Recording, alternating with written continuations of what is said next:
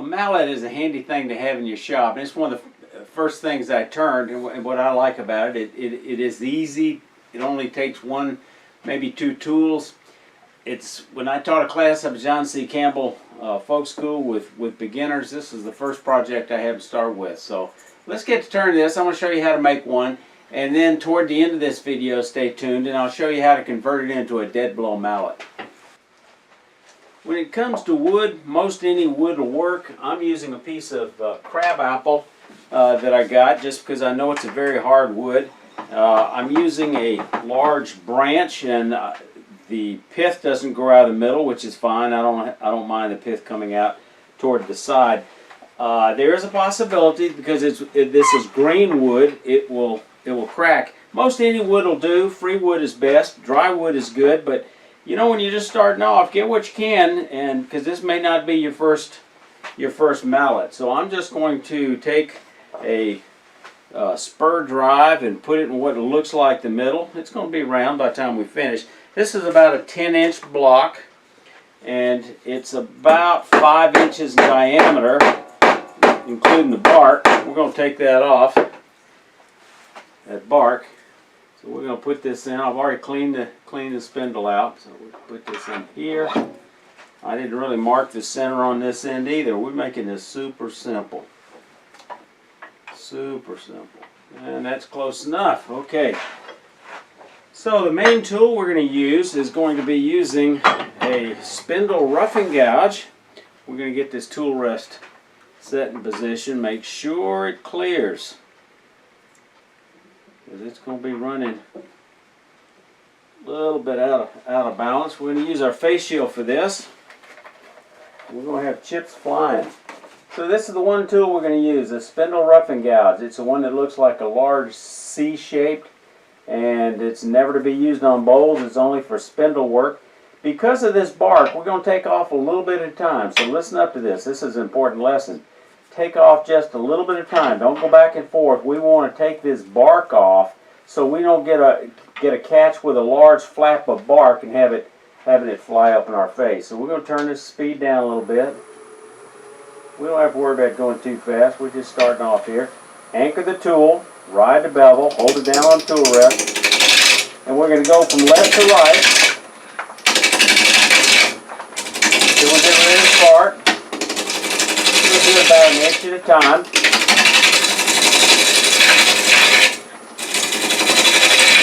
And then move our way back about an inch at a time.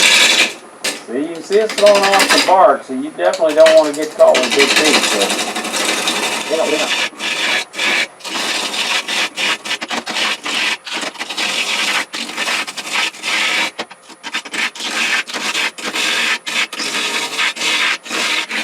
Okay, I think I've got it stripped back to most of the bark. Now we're going to go ahead and bring the tool rest up. So we don't want a gap here any wider than we need it to be. So give it a little bit of room. We don't want to have room to accidentally slip our finger in there. So now we can turn the speed up a little bit, since it's running fairly true. It's almost round. And this is the fun of it. With the early wood project, you get to see these chips flying, especially with green wood. Just a tip. I see a lot of beginners that want to come in parallel. Now, that might be okay if you're using a carbide tool, but with a cutting tool like this, you need to have the handle dropped, anchor the tool, ride the bevel without cutting, and get in the habit of doing it, and then lift the handle until you start seeing that shaving come off the side, just like that. You can use almost any hardwood. This one I showed you earlier is made out of Bradford pear. I've got one out of dogwood. Persimmon might be nice. Hickory would be good. Ash. Any hardwood would be fine. Like I said, free wood is good. And green wood, yeah, it might crack, but hey, not a real problem on a mallet like this. So now we're going to decide about how wide this thing's going to be. And I'm going to see how wide it is. I probably want it a little less wide than this. So I'm going to use a set of calipers. You can measure a ruler on the end if you like. One of the important things is try to cut this as flat as possible, because we'd like this thing to stand up on the end.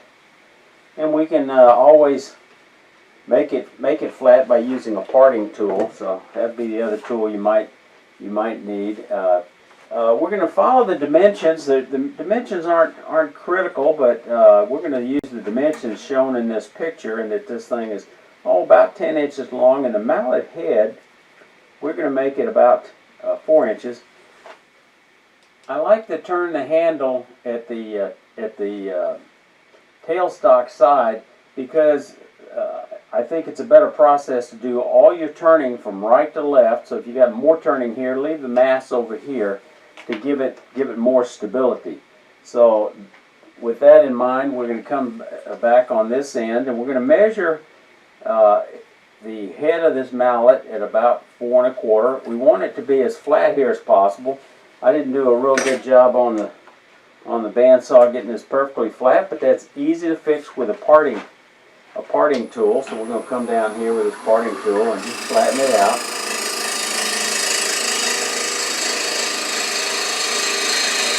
I'm going to be careful to stop before I get to the spur drive. And we're going to start coming down here toward the end. So just anchor the tool, and then we're going to just move to the right.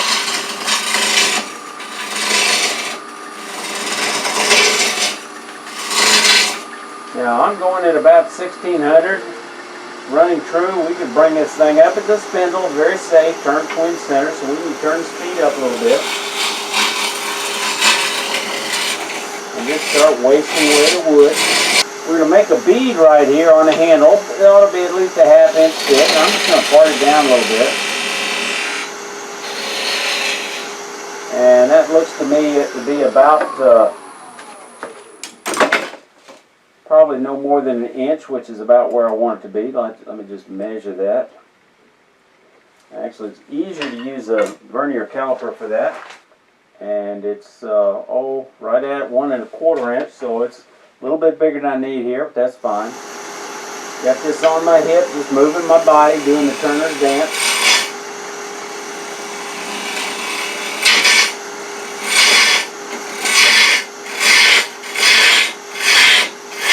Since I measured this and I know it's 1 1/4, I know visually about how far it come down. Okay, now we're going to try to figure out how we want this thing to grip in our hands to get a feel for it. And that doesn't feel too bad, except it's a little too thick for me, so I'm going to keep bringing it down. Do a little trial and error. Now a spindle, you go from large to small, so as I come down this slope, when I get to the bottom to come down, I've got to come in from the other direction to come down. Now I said we can do all this with one tool, and we can, but it is a little easier if we can take a refining cut here with a spindle gouge. We're going to, again, drop the handle, rub the bevel, and just bring that in right there. You got to be careful coming in this direction that you stop. Don't run into end grain or bad things will happen. And come back in here. And again, if you've got a spindle gouge, that's probably a better tool to make this round over.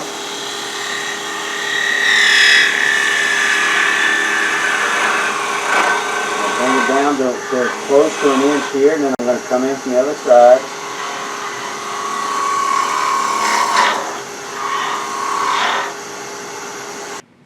That's 1 3/8, a little bit.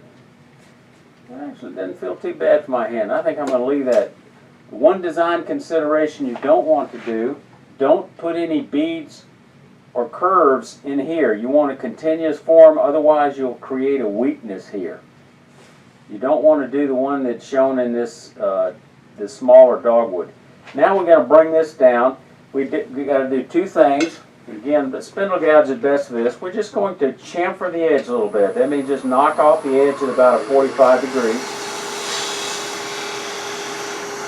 You don't have to worry about getting it super round or anything. The next thing we're going to do is we're going to bring this end down about a 1/4 inch. So I'm just going to come down by eye, and now we're going to just bring this in where we lay a ruler on it. And this is where the wood needs removal. One of the things I see a lot of novice turners are they keep wanting to come back here and keep taking another cut. Well, every time you do, you bring this down smaller. So remove the wood where the wood needs removing. So that's right here. I know that sounds pretty basic, but I'll tell you what, it is one that's not always intuitively obvious to the casual observer. Then look for bumps. I'm looking out here for the profile for any bumps to get this thing a continuous flat. And just to kind of test it, you can always lay a ruler against the edge, and I like that. That's pretty close. So I'm going to also round over the edge here. And our mallet is essentially done. I had a little bit of tear out. I think that might have been where the pith came through. I probably want to clean that up a little bit and take off a little wood to get rid of that little rough spot, but maybe round over this end just a little bit.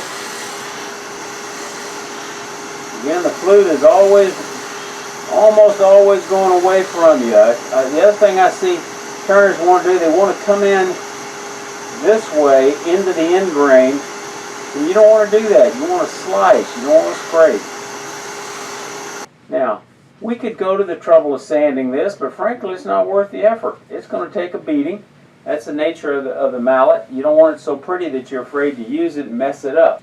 Now the handle, yeah, you could probably take a pass with some sandpaper. I wouldn't get crazy about it, but you know, we can smooth it up a little bit. And then we always sand with the grain. Now, if you want to put any finish on it, that's fine. It's not necessary. But if you want to look a little nicer, you could always rub. I would not use a film finish such as a varnish or a polyurethane. I'd put some type of oil finish on there. And I think what I'm going to do is I'm going to use some sanding abrasive paste because it has some oil in it, and that will give it a nice polished kind of look. So I'm going to use some of this work by Super Shine from Glenn's Woodworks. I've made this stuff and it works good, but Glenn was nice enough to send me a sample and get some feedback. So contact Glenn at glenswoodworks.com. So this abrasive paste has got some type of abrasive in there. Probably something like Triple E or diatomaceous earth, and probably some mineral oil, and probably some beeswax. I think he might put some other secret ingredient in there, but doesn't take a lot. Just rub it in before you turn the lathe on. Slow the speed down, maybe around 400. One thing about a wax finish, you can always replenish it. You don't want it to be a slick finish in your hand. And then keep maneuvering it around on your paper until there's no wax showing. But this gets rid of any small sanding scratches that you had left. Although on this project, frankly, I wouldn't sand it up much past 180. This is not a bowl or a platter. Again, it's just an easy woodworking. Use whatever sandpaper you got. Don't worry about it. I'm happy with that. I think that bonker is going to get some use.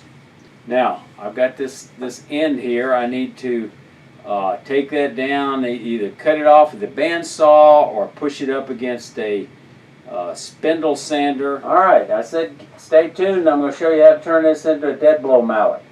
So you can always go out and buy a hideous orange dead blow mallet like this, but what's the fun of that? So here's a quick example of where we're going with this thing. We're going to turn this between centers, and we're going to wind up drilling a hole in it. We're going to make us a little spindle drive, and that piece of wood for that spindle drive, that's what we're going to use as a plug when we go to filling it up with some weight to turn it into a dead blow mallet.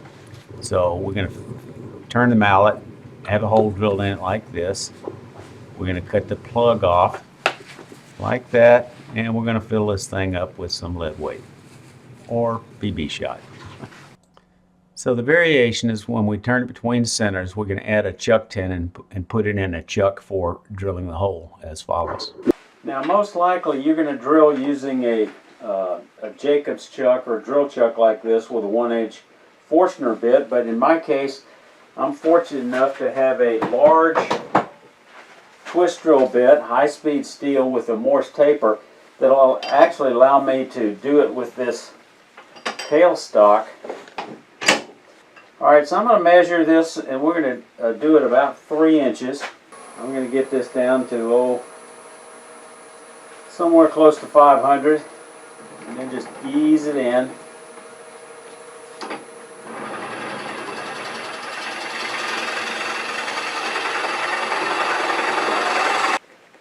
Alright, we're going to try some of this slip stick from Woodturner's Wonders. It should reduce friction on anything like large drilling like this.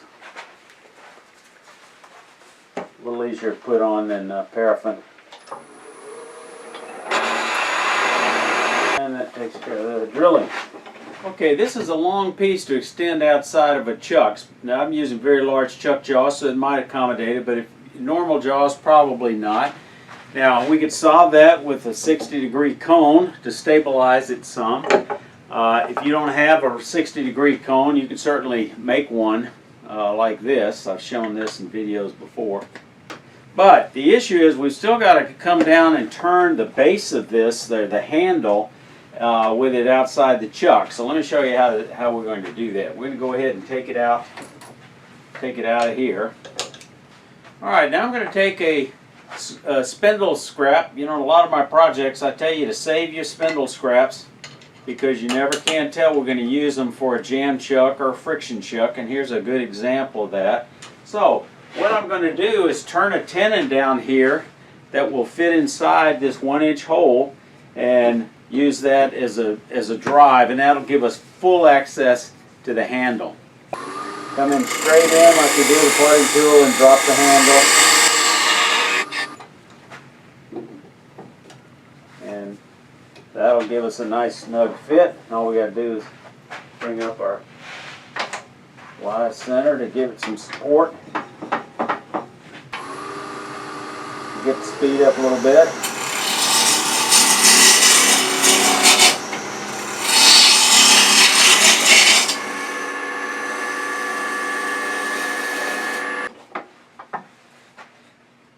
Okay, I've got to take this plug down in order to get run to it.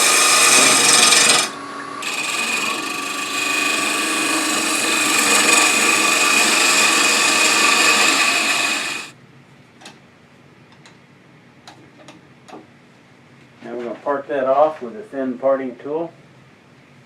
And that's what we're going to use for our plug.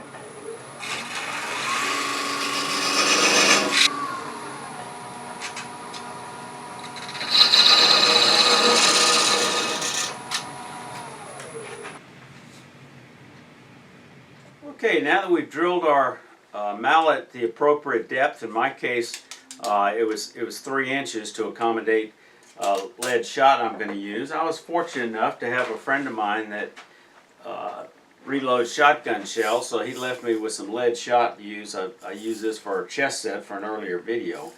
But let me give you a quick comparison and some alternatives. This is 4.7 ounces, which I feel is an appropriate amount of lead shot, and it also gives a little space there for the the lead shot to move. An alternative, if you don't have access to lead shot, you can go out on Amazon and you can buy you a pack of Daisy Rifle BBs. They're a little bit lighter. This is 4.2 ounces, but plenty heavy enough for this dead blow mallet. Now, if you do use BBs, you got to drill your hole a bit deeper. You might want to experiment with that. I think you need to drill it probably 5/8 of an inch deeper, and that still brings it down. You got lots of wall strength. If you don't have access to lead shot and you don't think you want to go out and buy some BBs from Walmart or Amazon and you're thinking about using sand, let me dispel that notion. This is 3 ounces of sand, which is only about 2/3 of the weight of the lead shot. It's a larger amount, and you'd need 50% more. To accommodate that, you'd have to open this up quite a bit larger, and then therefore you're going to wind up weakening the walls when you start pounding heavy. So I would not recommend sand. But if anybody does it in sand yet successfully, leave it in the comments below. Okay, time to put in our weight and glue it. So I'm going to use a little carpenter's glue. I feel like this works a lot better than CA glue, which dries faster but is much more brittle under use. So I would not advise using CA glue. So we're going to use our lead shot. I'm just going to pour that in here and figure out how to hold it with one hand. Okay, so all we're going to do is take a little glue. We've taken our plug, which has a very slight chamfer on it. So when we put it in, it'll slide right in. Put in an adequate amount, but don't get excessive. I would put just a little bit on the other wood because it's good to have wood on both glue on both surfaces. But again, don't be too liberal with the wood because you don't want it sticking to any of the lead shot. That's going to reduce the effectiveness of your mallet. So we've got that on there. Now we're simply going to take this thing loose. I'm going to smack it a little bit. And as it turns out, it went right in there. I probably should have tapered a little bit more, but I'm going to butt this up against a spindle sander when it's dry. I'm going to leave it like this so it'll dry with a shot down at the bottom just in case any of it spilled over. I enjoy using my shop-made mallets, and I know you will too. If you're a first-time visitor to this channel, please make a comment and let me know what you found useful in this video below. If you're interested in other tool-making videos, check out this playlist I have here. Y'all stay safe. Come on back here.